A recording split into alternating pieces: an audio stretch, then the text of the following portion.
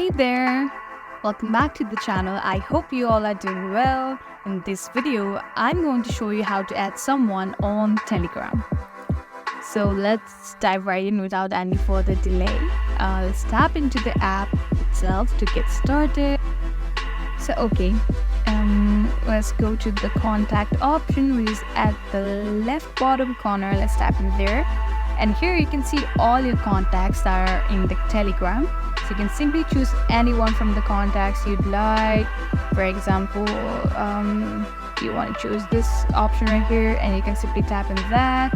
Or another option can be you could simply go to the search bar and type the username of the people you want to add, and by that you can simply choose any person you want to add by that. And that's it. That is how you add someone on your Telegram. I hope this video was helpful. If so, don't forget to give this video a thumbs up and subscribe to our channel. Thank you for watching, and we'll see you in the next video.